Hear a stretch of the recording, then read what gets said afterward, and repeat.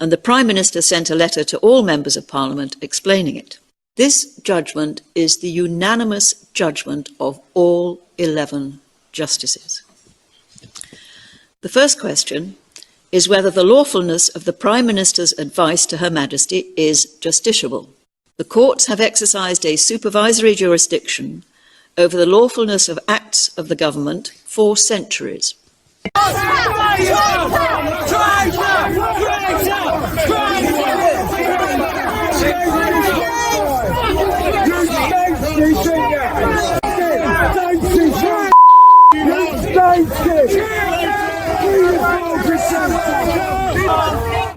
For centuries, British courts have upheld the principle of judicial oversight, ensuring that the actions of government remain within the bounds of the law. This tradition was powerfully reaffirmed this week, as the Supreme Court delivered a damning verdict that has sent shockwaves through Westminster. In a ruling that could alter the political landscape, the UK's highest court struck down a clandestine EU alignment initiative, quietly championed by Labour leader Sir Keir Starmer. The plan, which had neither been debated in Parliament nor disclosed to the public, was intended to bring Britain gradually back into regulatory alignment with the European Union, without a single vote or public mandate. This is more than a mere legal setback. It is a political reckoning. Starmer, who once pledged to honour the Brexit result and uphold democratic transparency, now stands accused of attempting to reverse Britain's withdrawal from the EU through opaque, undemocratic means. The Supreme Court's ruling has not only exposed the depth of this strategy but has ignited a firestorm within Parliament and across the nation. The Labour Party is in disarray. Backbenchers are furious. Voters feel betrayed. And Sir Keir, conspicuously silent, appears politically cornered, stripped of plausible deniability and rapidly running out of options. Outside Parliament, the backlash has spilled onto the streets. Enraged Brexit supporters have taken to city centres nationwide, brandishing signs proclaiming, "Democracy betrayed, Starmer must go," and "We voted leave, not lie." Chants of "Lock him up," and calls for immediate general elections echoed through protest crowds. For months, Sir Keir has presented himself to the electorate as a steady hand, favouring calm pragmatism and sensible cooperation with Britain's European neighbours. Yet, behind the closed doors of Whitehall, a vastly different narrative was unfolding. According to legal documents and insider accounts, Starmer's inner circle, comprising advisers with long-standing links to the EU and the new Labour establishment, had been quietly orchestrating a piecemeal return to EU regulatory frameworks. This strategy, concealed beneath bureaucratic terms such as regulatory cooperation and technical harmonization, aimed to reintroduce EU standards across key sectors like environmental law and food safety, without any formal parliamentary scrutiny. What the public never saw were the draft agreements exchanged with EU officials, or the early preparations for legal realignment that mirrored Brussels standards. No Commons vote was held. No statement was made. The democratic process was bypassed entirely. The Supreme Court's ruling has now torn the veil from this operation. In a scathing judgment, the justices declared that the government's actions, undertaken without parliamentary approval, were unlawful, unconstitutional, and fundamentally incompatible with democratic principles. The court condemned the use of executive authority to commit Britain to international obligations that would have significant consequences for national sovereignty.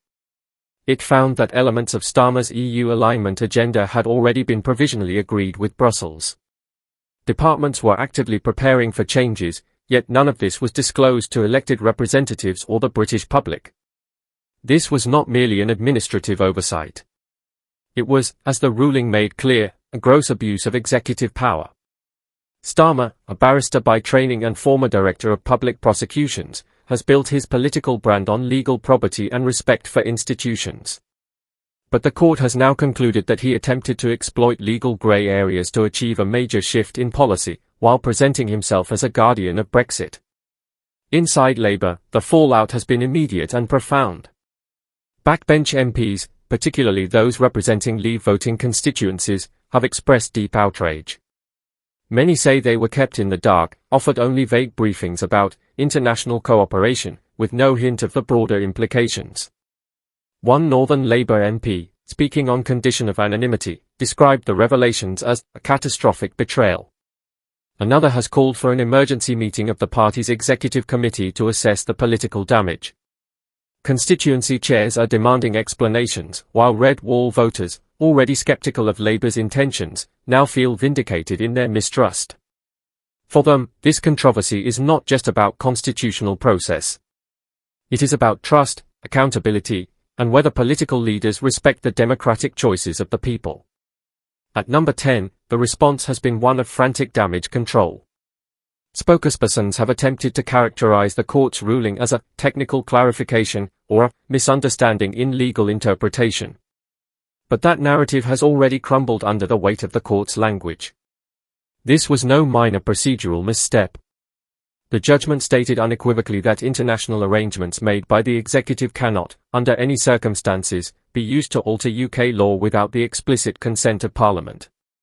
What began as a covert policy misstep has now spiraled into a full-blown political crisis. This is no longer merely a question of regulatory alignment with the European Union. It has become a matter of leadership, integrity, and legitimacy, and Sir Keir Starmer is losing all three. Legal experts are already describing the Supreme Court's intervention as a defining constitutional moment. The judgment not only set strict limits on the powers of the executive, but also issued a stark warning: no Prime Minister, regardless of political standing, may govern from the shadows. Secret negotiations, hidden treaties, and circumvention of parliamentary oversight are incompatible with British democratic traditions, and Sir Keir Starmer, the court made clear, has crossed those lines.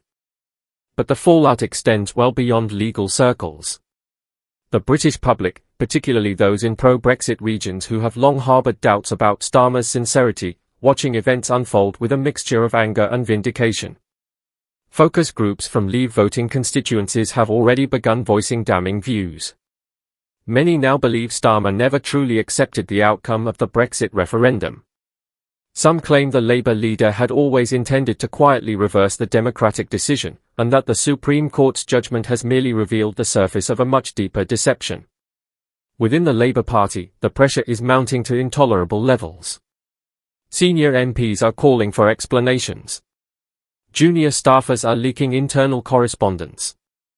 Major donors are demanding transparency.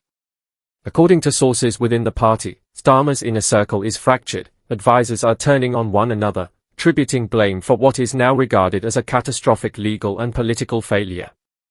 And yet, at the center of this mounting storm, Starmer himself has remained conspicuously silent.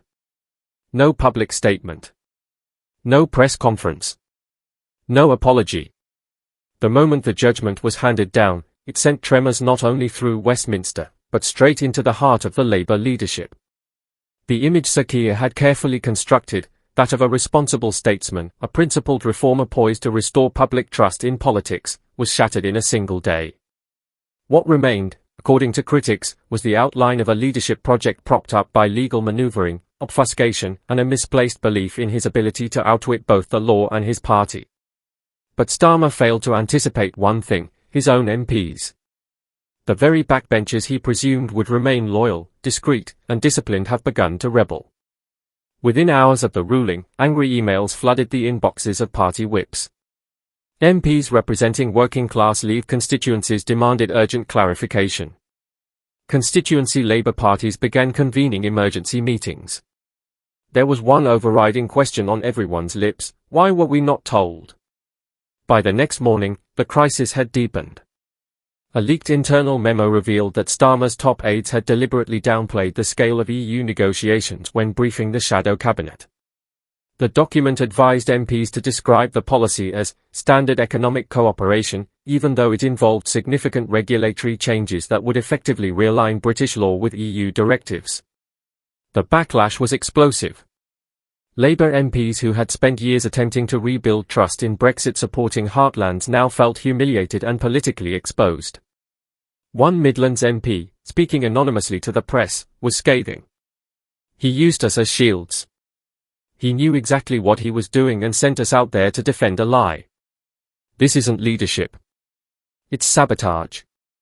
Then the dominoes began to fall. Backbenchers began issuing public calls for an internal investigation. Others demanded that Starmer personally appear before the Parliamentary Labour Party to account for his actions. And then came the first major blow. A junior shadow trade minister, a lifelong Labour member and staunch Leave advocate, announced her resignation. In a statement that has since gone viral, she said she could no longer defend conduct that so brazenly contradicted the will of the British people. Her resignation letter was unambiguous in its condemnation. Labour cannot preach transparency while operating in secrecy. We cannot speak of sovereignty while handing power to unelected EU officials behind closed doors. The letter electrified social media and reignited the question at the core of this crisis: is Keir Starmer fit to lead? Within Labour's inner circles, whispers of a leadership challenge have grown louder. Figures from the party's centrist wing are already eyeing the moment as an opportunity to replace Starmer with a less divisive figure ahead of the next general election.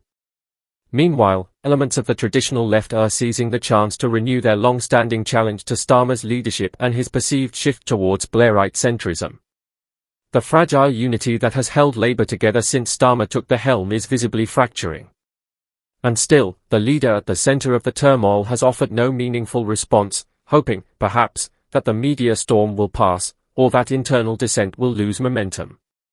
But that hope is proving increasingly unrealistic. Outraged pro-Brexit Labour voters have inundated MPs with furious emails and phone calls. Hashtags demanding Starmer's resignation have trended across platforms. Even traditional allies in the press have begun to turn.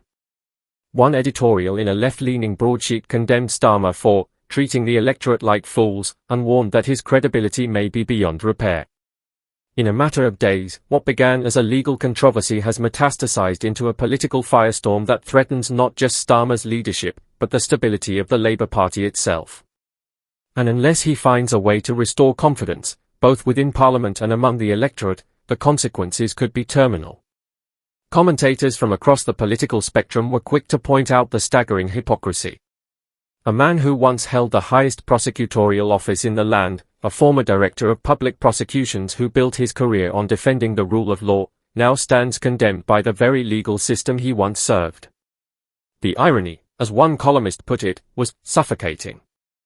Government officials wasted no time capitalizing on the moment. Conservative ministers seized on the Supreme Court's ruling, portraying it as irrefutable proof that Labour cannot be trusted to safeguard Brexit. Some accused Sir Keir Starmer of attempting to orchestrate Britain's re-entry into the European Union by stealth.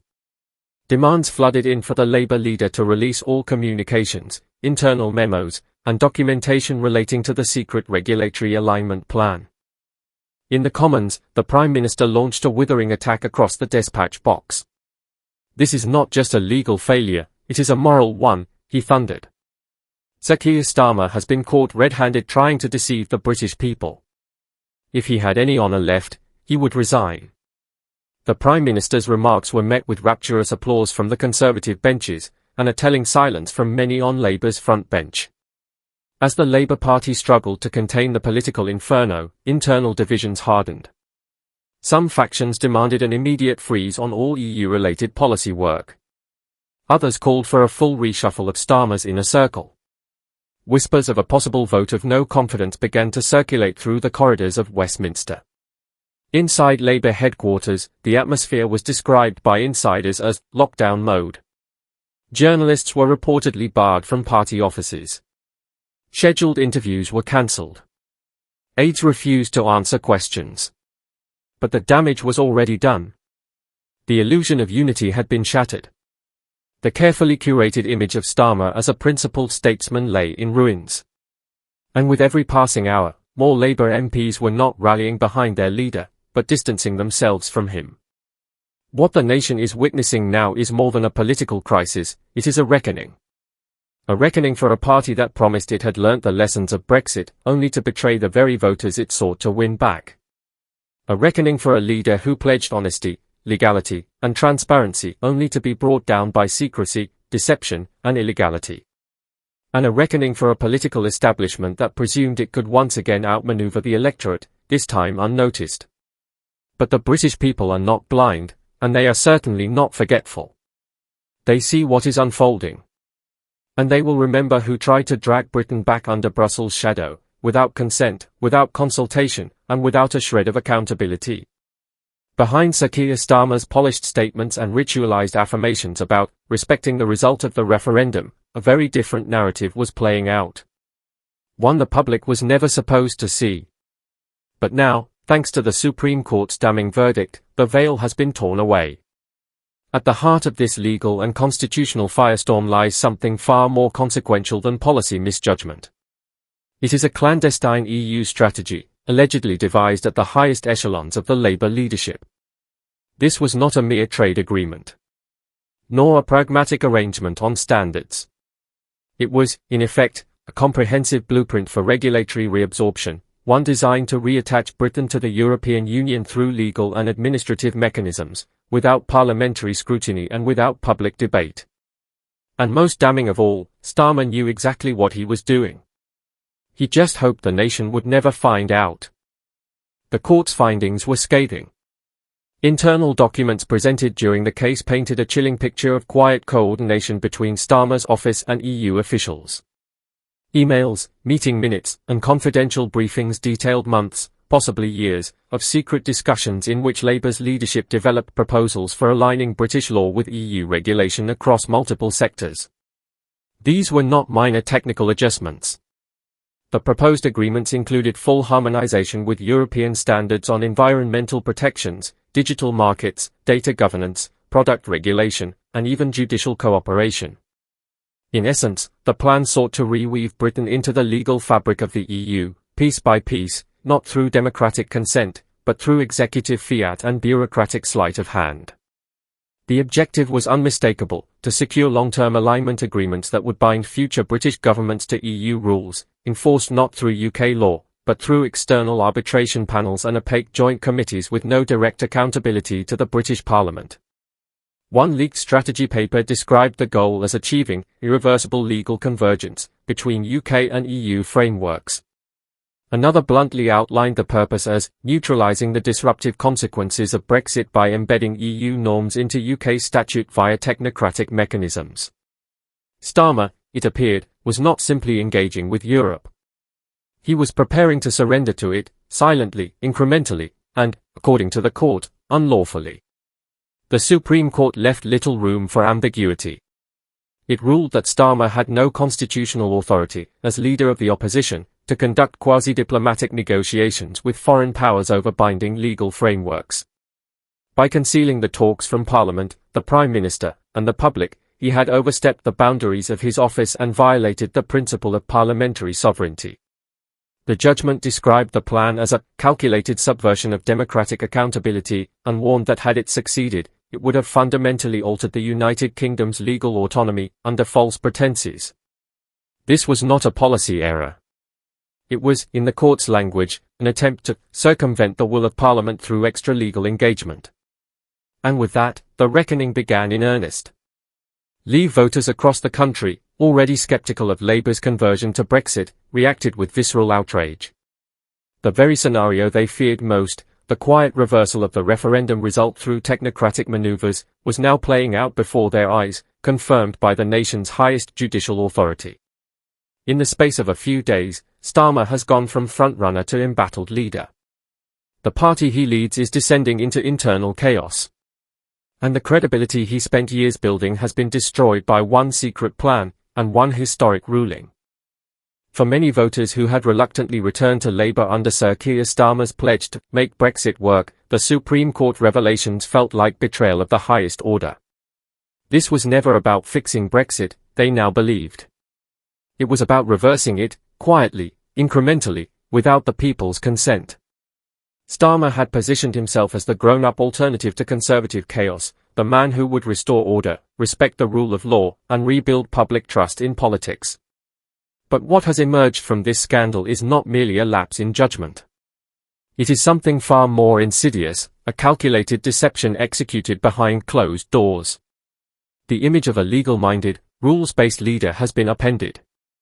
Instead, Starmer is now portrayed as someone who cynically weaponized legality and public trust to push through a hidden agenda that could have overturned one of the most significant democratic decisions in British history. Even some pro-Remain commentators struggled to mount a defense. "I voted Remain," admitted one columnist, "but this is indefensible. If Starmer believed in regulatory alignment, he should have had the courage to argue for it in public. Instead, he attempted to impose it through backroom talks in Brussels and legal obfuscation. That's not leadership, it's cowardice.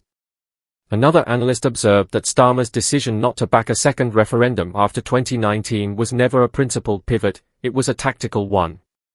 He understood that the electorate would not support a return to the EU. So rather than argue his case openly, he sought to disguise his intentions, bury them beneath legal jargon and secret meetings, and impose them by stealth. This latest revelation strikes at the heart of the myth that has sustained Starmer's leadership, that he was the anti-populist, the sober-minded statesman, the break from the ideological volatility of the Corbyn years. But now the country sees a different truth. Starmer did not cleanse Labour of its dysfunction. He merely polished its surface while preserving the same backroom culture of elitism, manipulation, and quiet disdain for the electorate.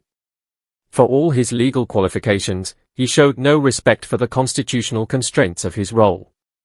For all his talk of honesty, he stands accused of presiding over one of the most secretive and deceitful maneuvers in modern British political history. And now, in the wake of the Supreme Court's unflinching verdict, the British public is demanding answers. Who else was involved? How far did the conspiracy go? Already, attention is turning to the shadow cabinet.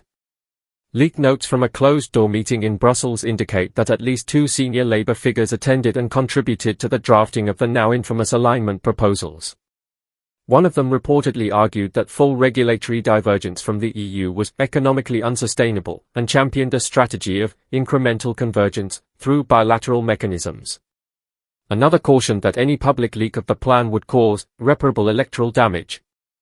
Well, it has leaked, and the damage is spreading fast, not only to Starmer's personal credibility, but to the very project he claimed to have resurrected, a reformed, electable, Brexit-respecting Labour Party. In a matter of days, the fallout has turned from damaging to catastrophic. Party strategists are now scrambling to defend key battleground seats in pro-Brexit regions, many of which had only recently begun to warm to Labour again. MPs are being inundated with angry messages from constituents, while pollsters report a sharp decline in Labour's popularity, particularly among working-class voters and those aged over 50, the demographic core Starmer had spent years trying to rebuild ties with. Meanwhile, Conservative MPs are exploiting every opportunity to reinforce the narrative, Labour is the party of betrayal. Reform UK, buoyed by the scandal, has surged in visibility, proclaiming itself the sole guardian of the Brexit mandate. At the centre of it all stands Sir Keir Starmer, exposed, weakened, humiliated. His grand strategy for EU realignment has not merely failed, it has been incinerated in full public view. Within hours of the Supreme Court's judgment, Labour headquarters at Southside descended into crisis. What was meant to be a quiet campaign week devolved into organisational chaos. The core pillars of Starmer's leadership, competence, trustworthiness, legality, were disintegrating before the nation's eyes. Panic spread through the party as staffers, MPs, and regional leaders began to grasp the full implications of the ruling. This was not merely a legal defeat. It was the catastrophic exposure of everything Labour had tried to keep hidden. And now, the fallout is tearing the party apart from the inside. Inside Southside, Starmer's inner circle convened emergency meetings. Crisis consultants were flown in. Messaging was hastily drafted. Press officers scrambled to formulate a line. But no amount of public relations management could erase the Supreme Court's conclusions. The media seized the moment. Headlines across Britain's front pages read like political obituaries. Starmer caught in EU conspiracy. Judges slam secret Brexit betrayal. Labour leader defied constitution. Voters who had previously given Starmer the benefit of the doubt were now turning against him in anger. And the backlash wasn't confined to the public, it was erupting from within Labour's own ranks. Dozens of Labour MPs, particularly those representing Brexit voting constituencies, began speaking out publicly. They were not merely disappointed, they were furious. One senior MP from the Midlands declared on live radio, "This isn't what we signed up for. I backed Keir because he promised honesty and clarity, not secret EU deals cooked up behind closed doors." A backbencher from Northern England added, If the court's findings are accurate, and they clearly are, then Starmer has no right to lead this party. He's jeopardized all of us. But perhaps the most striking blow came not from the backbenches, but from the shadow cabinet itself. In a dramatic development, several shadow ministers submitted their resignations within 24 hours of the ruling, citing a fundamental breach of trust with the British electorate. One, long seen as a rising star within Labour, issued a damning statement. Our democracy means nothing if political leaders believe they can bypass Parliament, deceive the public, and quietly bind our country to foreign institutions. This was not a mistake, it was a violation. I cannot in good conscience defend that. With those words, a wave of resignations began. Within hours, the illusion of unity that Sir Keir Starmer had so carefully constructed collapsed in spectacular fashion. Once hailed as the man who rebuilt Labour from the ashes of the Corbyn years, Starmer was now seen as the leader who had shattered the party in a single, devastating blow. Even some of Labour's most ardent pro-European figures were unable, or unwilling, to come to his defence. While a handful attempted to downplay the revelations as exploratory discussions, or non-binding policy exercises, the public was unconvinced. The Supreme Court's ruling left no ambiguity. Starmer's actions were not merely speculative, they were calculated, deliberate, and constitutionally improper. Efforts to spin the facts only intensified the sense of betrayal. For millions of voters, it confirmed what they had long suspected, that elements of the Labour elite still believed they could steer national policy from behind closed doors, manipulating opinion like puppeteers. That illusion was finally and fatally pierced. But it was during an emergency meeting of the Parliamentary Labour Party where the full scale of the rebellion became clear. According to multiple sources, the atmosphere inside the room was poisonous. MPs demanded answers with visible fury. One reportedly stood up and shouted, "Do you think we're stupid? Do you think our voters won't see through this? You've destroyed everything we've worked to rebuild." Another warned that unless Starmer stepped down voluntarily, a formal effort to remove him would follow. By the end of the evening, nearly half the parliamentary party had turned openly against him. The phrase, "vote of no confidence," began circulating in Westminster with growing urgency. Then came the polling data, and it was brutal. Within 48 hours, Labour's projected lead had plummeted by double digits. In traditionally Brexit-supporting regions, support dropped below 25%. Even in Labour heartlands, where loyalty had long been taken for granted, disillusionment spread like wildfire. Meanwhile, Reform UK seized the moment. Their leader denounced Starmer as a political fraud, demanding a full criminal investigation into the clandestine realignment efforts. The Conservatives, despite their own political baggage, pounced. Senior ministers went on the offensive, branding Starmer a constitutional saboteur and accusing Labour of orchestrating a covert reversal of Brexit through legal and diplomatic subterfuge. Starmer attempted to respond, issuing a carefully worded statement insisting that the documents in question had been misinterpreted and did not represent binding commitments. But it was too little, too late. The damage was not just legal, it was moral, emotional, and deeply personal for many voters who now felt they had been deceived. Trust, once lost in politics, is rarely recovered. And for Starmer, the collapse of trust came not gradually but in a single, thunderous moment. Some within Labour's ranks urged him to weather the storm, hoping the relentless churn of the news cycle might offer a reprieve. But others, including longtime allies, warned him that the crisis was beyond salvaging. One senior party figure reportedly told him bluntly behind closed doors, "This isn't a PR problem. It's a collapse of legitimacy. You might survive the week, but the public have turned on you, and without them, we're finished." What had once been a disciplined political machine is now descending into civil war. Factions are forming. Accusations are flying. The once cohesive message of unity and competence lies in tatters. And at the center of the maelstrom stands Keir Starmer, isolated, embattled, and rapidly running out of allies. He had promised to make Labour electable again. Instead, he has plunged the party into its deepest existential crisis in decades.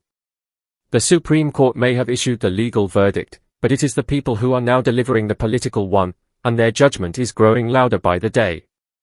Starmer must go. That is the message echoing not just across social media and newspaper columns, but inside the very party he leads. The Supreme Court has spoken. The documents have been unsealed. The truth is now public. Starmer attempted to rewrite Brexit behind closed doors, bypassing Parliament and defying the will of the electorate. This was not merely a legal embarrassment, it is a political earthquake. Labour is fractured. The trust of the electorate lies in ruins. And Starmer now finds himself accused not by partisan rivals, but by the very judiciary sworn to uphold Britain's constitutional framework. The only questions that remain are stark: will Labour remove him before the voters do? Can the party survive this level of betrayal? Or is this the beginning of an outright collapse? Starmer promised integrity, honesty, and a break from the politics of deception. What he has delivered, in the eyes of many, is secrecy, defiance, and constitutional disgrace. The public is watching. His MPs are in open revolt. His time is running out.